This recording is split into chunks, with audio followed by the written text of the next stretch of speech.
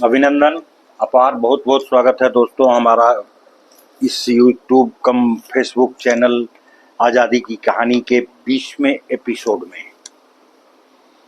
अभी तक हमने आपको खुदीराम बोस और प्रफुल्ल चंद्र चाकी के संबंध में बहुत सारी बातें बताई। अब आगे उन्हीं को जारी रखते हुए मैं आपको यह बताने की कोशिश कर रहा हूं कि खुदीराम बोस की फांसी एवं प्रफुल्ल चाकी के आत्मोत्सर्ग के उपरांत बिहार की जनता के हृदयों में उग्रवादी आतंकवादी क्रांतिकारियों के प्रति अभिरुचि उत्पन्न होने लगी। इस घटना के पश्चात बिहार के अन्य स्थानों पर भी क्रांतिकारी गतिविधियां देखने को मिलती हैं।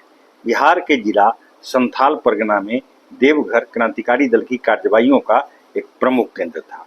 यहाँ बंगाल से अनेक लोग आकर बस गए थे। यहाँ के एक आदिवासी राजनारायण बसु, जो उग्रवादी आतंकवादी क्रांतिकारी अरविंद घोष और वारिंद्र घोष के पितामह थे, का भी झुकाव उग्रवादी क्रांतिकारी गतिविधियों की ओर था। उन्होंने अपनी युवावस्था में एक गुप्त समिति का निर्माण करने के प्रयास किए थे, जिसका उद्देश्य क्रांतिकारी गतिविधियों के द्वारा अत्याचारी अंग्रेज पदाधिकारियों से मुक्ति पाना था। समिति लोगों में स्वतंत्रता प्राप्ति की भावना फैलाना चाहती थी। परिस्थितियां प्रतिकूल होने के कारण वे इस दिशा में अधिक कार्य नहीं कर सके। फिर भी देशभक्ति की प्रवृत्ति एवं क्रांतिकारी गतिविधियों की ओर उनकी रुझान बनी ही रही। वारिंद्र घोष की प्रारंभिक शिक्षा देवघर में ही हुई थी। तरुण वारिंद्र वहां के एक गोल्डन लीग नामक संस्था का सदस्य था। इस संस्था को पूर्णतः उग्रवादी एवं क्रांतिकारी संस्था नहीं कहा जा सकता, क्योंकि यह संस्था विदेशी वस्तुओं का बहिष्कार एवं स्वदेशी आंदोलन के लिए काम करती थी। अलीपुर क्रांतिकारी आतंकवादियों का एक प्रमुख केंद्र था। वहां के क्रांतिकारी अपने विचारों, उद्देश्य एवं गतिविधियों से भारतीयों को परिचित कराने हेतु कृत संकल्प थे। अपने उद्देश्य की प्रतिपूर्ति हेतु उन्होंने युगांतर नामक एक पत्रिका का प्रकाशन प्रारंभ किया, जिसका मुद्रक देवघर में ही रहता था, जो पटना से आया हुआ एक बंगाली था। इस मुद्रक ने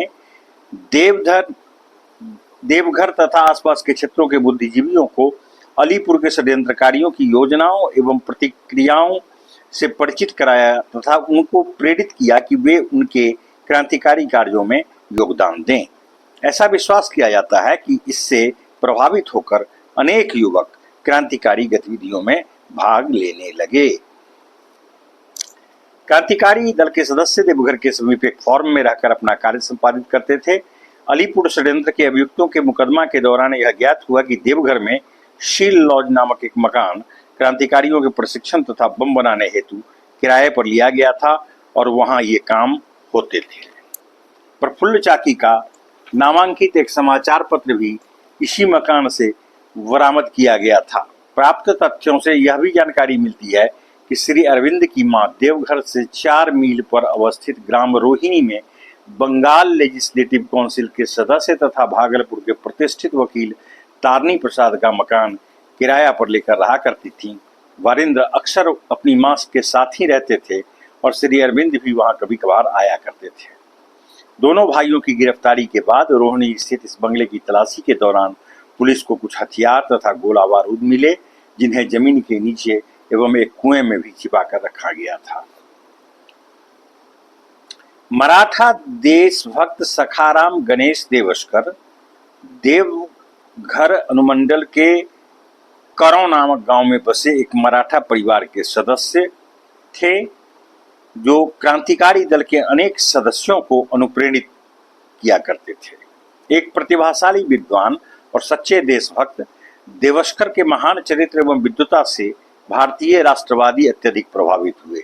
उसने बंगला में भी कई बहुमूल्य पुस्तकों की रचना की, जिनमें देशेर कथा विशेष रूप से उल्लेखनीय है।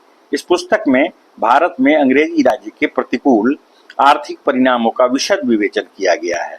भारतीय क्रांतिकारियों से देवस्कर की गहरी सहानुभूति थी तथा एक प्रकार से वह उनके सांस्कृतिक पथप्रदर्शकों में था। श्री भूपेंद्रनाथ दत्त ने देवस्कर के प्रति अपना एवं अपने देशवासियों का आभार इस संदर्भ में प्रकट किया है। बिहार में उग्रवादी क्रांतिकारियों की संख्या में यद्यपि निरंतर वृद्धि हो रही थी, परंतु उनमें संगठनात्मक क्षमता एवं नेतृत्व का अब भी अभाव था। इसका स्वाभाविक परिणाम यह निकल रहा था कि क्रांतिकारी समुचित संगठन एवं नेतृत्व के अभाव में खुले तौर पर अपनी गतिविधियों का संचालन नहीं कर पा रहे थे। मुजफ्फरपुर कांड को पर्याप्त प्रसिद्धि मिल चुकी थी, फिर भी उग्रवादियों ने इस घटना को देश के कोने कोने तक प्रसारित करने हेतु विशेष प्रयत्न किए। ऐसे बिहार के क्रांतिकारी प्रत्यक्ष रूप से मुजफ्फरपुर कांड जैसी किसी घटना की पुनरावृत्ति नहीं कर पाए थे, लेकिन बंगाल के अनेक उग्रवादी क्रांतिकारी प्रशासन की आंखों में धूल झोंक कर बिहार में आ जाते थे, क्योंकि वे समझते थे कि बिहार में रहकर वे सुरक्षित रहेंगे तथा अपनी क्रांतिकारी गतिविधियों को जारी रख सकेंगे। ये बिहार के अभाव को भी दूर कर सकते थे। कुछ इतिहासकार इस तथ्य को स्वीकार नहीं करते हैं कि बंगाल के फरार क्रांतिकारियों का उद्देश्य यहाँ पर समुचित संगठन करना था या बिहार के उग्रवादियों को समुचित नेतृत्व प्रदान करना था। वास्तविकता यह थी कि वहां के फरार उग्रवादी एवं क्रांतिकारी युवक बिहार में अपने को छुपा कर रख सकते थे, क्योंकि यहाँ की पुलिस अधिक सक्रिय नहीं थी और दमनात्मक साधनों का अतिशयतापूर्ण व्यवहार नहीं करती थी। बावजूद इसके इस अवधि में बिहार के क्रांतिकारियों का सारा ध्यान सदस्य संख्या में वृद्धि और संगठन पर केंद्रित था। वस्तुतः वे क्रांति को एक पुख्ता आधार देने की दिशा में सक्रिय थे। वे आंदोलन की गति को खतरनाक रूप देकर प्रारंभ में ही क्रांति को समाप्त कर दिए जाने का ब्रिटिश प्रशासकों को मौका देना नहीं चाहते थे, बल्कि वे क्रांति को एक निश्चित दिशा और गति देने का प्रयास कर रहे थे ताकि फिरंगियों को भगाने पर मजबूर किया जा सके। इस उद्देश्य से उन्होंने जो कार्यक्रम निर्धारित किए उनमें डकैतियां, शस्त्र संग्रह, युवाओं को उत्तेजित करना, पुलिस अधिकारियों को धमकियां देना आदि प्रमुख थे। इस संदर्भ में निमेज हत्याकांड एक प्रमुख घटना थी जिसका व्यापक प्रभाव बिहार के उग्रवादी क्रांतिकारियों पर पड़ा। इस घटना के संबंध में इतिहासकारों के दो दृष्टिकोण हैं। इतिहासकारों का एक वर्ग इस घटना को राजनीतिक नहीं मानता, जबकि दूसरा वर्ग इस हत्याकांड को विशुद्ध राजनीतिक घटना मानता है। जहां तक घटना का संबंध है तो उपलब्ध सूत्रों से ज्ञात होता है कि इस कांड में बिहार के बाहर के क्रांतिकारियों का हाथ था। सोलापुर के दो जैनी नवयुवक, जिनका नाम मानिक चंद्र एवं मोती चंद्र था, पूना में शिक्षा प्राप्त कर रहे थे। कुछ वर्षों के उपरांत वे जयपुर के एक जैनी शिक्षक अर्जुन लाल सेठी के संपर्क में आए तथा उनके विद्यालय में धर्मशास्त्र के अध्ययन हेतु नामांकित हुए।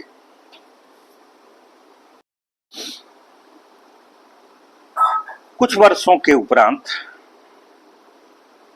वे जयपुर के एक जैनी शिक्षक अर्जुन लाल सेठी के संपर्क में आए। स्कूल में उन्हें समाचार पत्रों के माध्यम से उग्रवादी क्रांतिकारियों की गतिविधियों एवं स्वतंत्रता संग्राम में उनकी भूमिका की जानकारी मिल रही थी, जिसका मनोवैज्ञानिक प्रभाव इन तरुणों पर पड़ना स्वाभाविक ही था। फलतः वे धर्मशास्त्र के अध्ययन का परित्याग कर राजनीति में अभिरुचि लेने लगे। मुख्यतः इनका रुझान उग्रवादी क्रांतिकारियों की गतिविधियों की ओर हुआ। उनकी यह अभिरुचि उत्तरोत्तर बढ़ती ही गई। ये तरुण यहाँ आने के पूर्व ही मेजनी का जीवन चरित्र, बाल गंगाधर तिलक की देशभक्ति एवं देश की आजादी से संबंधित लेख तथा काल, भोला एवं केसरी के उत्साहपूर्ण देशभक्ति से संबंधित लेख पढ़ चुके थे और ऐसा विश्वास किया जाता है कि उन पर लेखों का अत्यधिक प्रभाव पड़ा। उसी विद्यालय में मिर्जापुर के एक सज्जन विशन दत्त अक्सर छात्रों के समक्ष तत्कालीन भारतीय राजनीति पर प्रभावशाली वक्तव्य दिया करते थे। वक्तव्य के क्रम में वे उग्रवादी आतंकवादी क्रांतिकारियों के योगदान की सराहना भी करते थे, जिसका व्यापक प्रभाव श्रोता छात्रों पर पड़ता था। पुलिस कर्मचारियों का कहना था कि विशन दत्त छात्रों एवं युवकों को यह सलाह देते थे कि डकैती करने से ही स्वराज मिलेगा। वह सदैव इस बात पर बल देते थे कि जितना अधिक डकैतियां डाली जाएंगी उतनी ही शीघ्रता से स्वराज प्राप्त होगा। डकैती कहाँ डाली जाए, इस संदर्भ में उनकी राय थी कि अंग्रेज पदाधिकारियों एवं कुलीन वर्ग के लोगों को इसका शिकार बनाया जाए ताकि वे धनहीन एवं आतंक के डर से यहाँ से भागने पर विवश हो जाएं। परंतु पुलिस सूत्रों का यह कथन युक्ति संगत प्रतीत नहीं होता है। यहाँ के क्रांतिकारी डकैती में आस्था तो अवश्य रखते थे, क्योंकि यही एकमात्र साधन था जिससे धन एकत्रित किया जा सकता था ताकि अस्त्र शस्त्र एवं बम बारूद की व्यवस्था की जा सके। विशन दत्त छात्रों में से 2-2 या 3-3 का समूह बना लेते थे एवं उनको एक साथ उपदेश दिया करते थे। मगर उनके संबंध में क्रांतिकारियों के विचारों के पुनरावलोकन से यह स्पष्ट होता है कि वे डकैतियों का मुख्य उद्देश्य अस्त्र शस्त्र क्रय करने हेतु धन संग्रह बतलाते थे, ताकि उसके सहारे अंग्रेज पदाधिकारियों एवं पुलिस कर्मियों को आतंकित करने की योजना सफल की जा सके। वे देश की दुर्दशा पर भी लोगों का ध्यान आकृष्ट करते थे। विष्णुदत्त उन नवयुवकों को यह शिक्षा दिया करते थे कि देश की आजादी के लिए तीव्र स्वरूप का आंदोलन आतंकवाद फैलाना अत्यधिक आवश्यक है, क्योंकि जब तक अंग्रेज आतंकित नहीं होंगे तब तक वे भारत से नहीं जाएंगे। वे सदैव कन्हैयालाल दत्त की प्रशंसा किया करते थे, जिसने अलीपुर षड्यंत्र केस के मुखबिर को जेल में ही हत्या कर दी थी। इस तरह यह स्पष्ट होता है कि विष्णुदत्त नवयुवकों में उग्रवादी आतंकवादी भावनाओं को उत्प्रेरित कर रहे थे तथा उन्हें आतंकवादी गतिविधियों के संचालन में योगदान देने हेतु प्रोत्साहित कर रहे थे। विष्णुदत्त के प्रवचनों एवं शिक्षा का प्रभाव बिहार के युवकों पर भी पड़ रहा था। एक दिन विष्णुदत्त ने अपने प्रवचन के दौरान श्रोता छात्रों से पूछा कि क्या आप कुछ करने को तैयार हैं। उपस्थित युवकों ने जोरदार रूप से कहा कि वे देश के लिए आत्मोत्सर्ग करने को भी तैयार हैं एवं देश की आजादी ही उनका एकमात्र लक्ष्य है। इस तथ्य पर पुलिस के मुखबिर ने जो बयान दिया, उसके अनुसार देश प्रेम की भावना व्यक्त करने के अतिरिक्त वहां पर उपस्थित युवकों ने कहा था कि आज से ही डकैती डालने का कार्य आरंभ किया जाएगा। विष्णुदत्त की शिक्षा का प्रभाव बिहार के उग्रवादी एवं क्रांतिकारी युवकों पर किस हद तक पड़ा, यह हमें बाद की उनकी गतिविधियों से के पुनरावलोकन से मिलता है। ऐसा प्रतीत होता है कि उनकी शिक्षाओं से प्रभावित होकर ही वे अधिक से अधिक मात्रा में अस्त्र शस्त्र एवं बम आदि एकत्रित करने हेतु दृढ़ संकल्प हुए और इसके लिए उन्होंने अनेक स्थानों पर डकैतियां डाली। डकैती डालने में वे हथियार एवं बम आदि का उपयोग करते थे, जिससे सरकारी पदाधिकारी तो आतंकित होते ही थे, आसपास के क्षेत्रों में भी आतंक का वातावरण उत्पन्न हो जाता था। सरकार एवं जिला प्रशासन ने इन आपराधिक घटनाओं से संबद्ध क्रांतिकारियों को पकड़ने हेतु काफी प्रयास किया एवं अनेक युवक इस दौरान गिरफ्तार भी कर लिए गए और उन पर डकैती, खून एवं अन्य अपराधों के लिए आरा के श्री BN राय के इजलास में मुकदमा भी चलाया गया।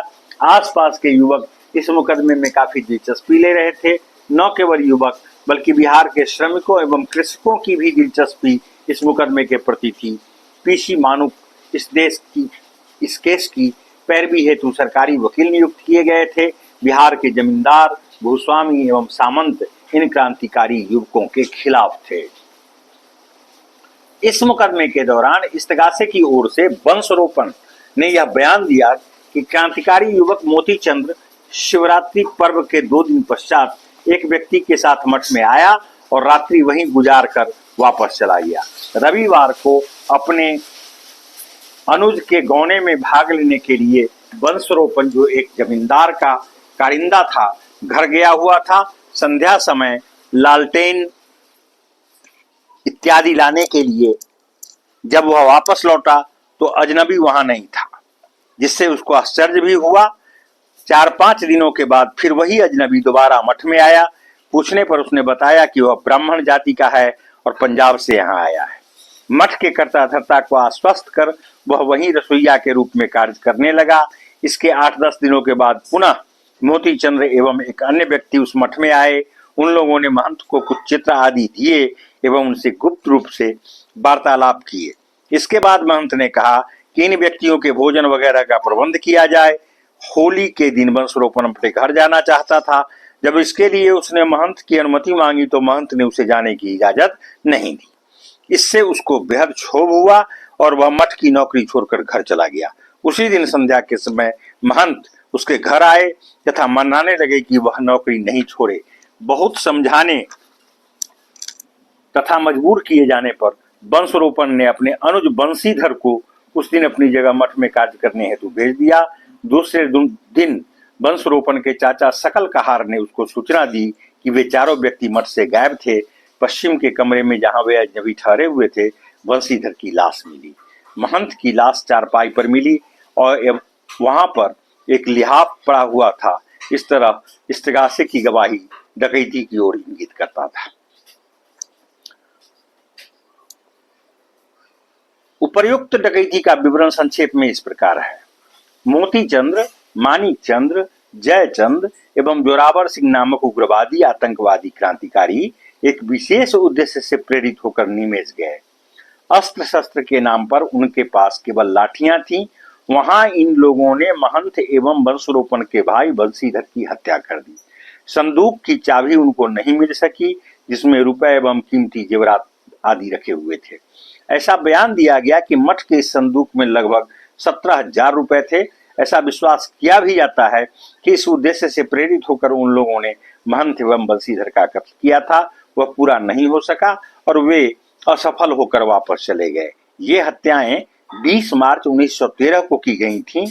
इस बात के स्पष्ट प्रमाण उपलब्ध हैं कि जब विशन दत्त को इस घटना की जानकारी मिली तो वे इन चाणक्य क्रांतिकारियों पर अत्यंत क्रोधित हुए एवं कहा कि तुम लोगों ने निरर्थक इन दो व्यक्तियों की हत्या कर दी।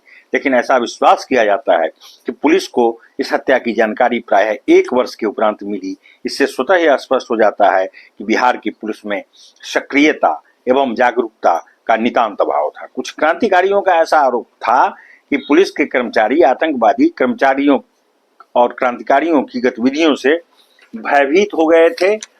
अर्जुन लाल नामक क्रांतिकारी जब जयपुर वापस लौटा तब अपने साथ एक व्यक्ति को भी लाया जिसकी अभिरुचि आतंकवादी क्रांतिकारी गतिविधियों में थी।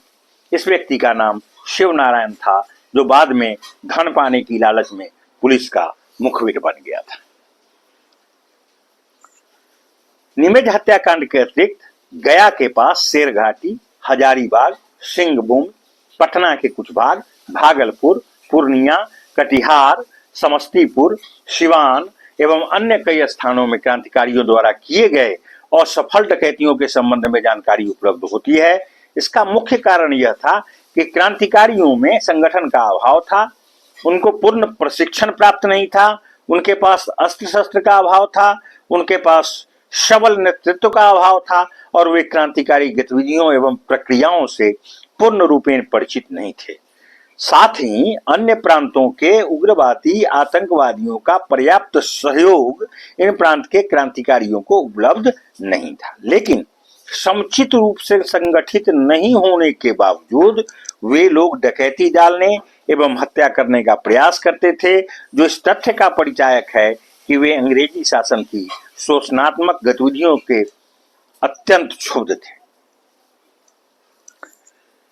सचिंद्रनाथ सन्याल और बनारस समिति के कार्य, इनके अतिरिक्त बिहार में अन्य क्रांतिकारी गतिविधियों की भी जानकारी मिलती है। बनारस के स्वनामधन्य क्रांतिकारी सचिंद्रनाथ सन्याल पटना में क्रांतिकारी एवं उग्रवादी क्रांति के लिए उपयुक्त वातावरण के निर्माण हेतु प्रयत्नशील थे। इस उद्देश्य से प्रेरित होकर उन्होंने बांकीपुर में अपनी बनारस समिति की एक शाखा स्थापित की। पटना के कुछ युवक इस समिति की गतिविधियों में रुचि लेने लगे। वे लोगों को क्रांतिकारी कार्यक्रमों से अवगत कराना चाहते थे। केवल शिक्षित युवकों को ही वे क्रांतिकारी गतिविधियों में शरीक नहीं करना चाहते थे, बल्कि उन श्रमिकों एवं कृषकों को भी प्रेरित करना चाहते थे जिनका शोषण किया जा रहा था। इस समिति के सदस्यों में से एक बंकिम चंद्र मित्र ने एक बयान में इस प्रकार का वक्तव्य दिया था कि बिहार नेशनल कॉलेज में प्रविष्ट होने के उपरांत एक समिति का निर्माण किया गया। स्वयं सचिंद्र इस समिति के संबद्ध सदस्यों को विवेकानंद के संबंध में उपदेश दिया करते थे एवं अनुरोध करते थे कि वे भी विवेकानंद के समान ही निर्भीक बने।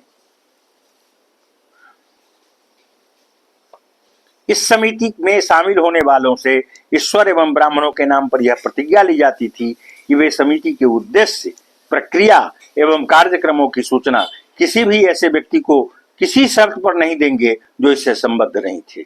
इस समिति से असंबद्ध क्रांतिकारियों को यह बतलाया जाता था कि वे ब्रिटिश सरकार के विरुद्ध संघर्ष में हिस्सा लें और आतंकवादी गतिविधियों में सक्रिय योगदान दें।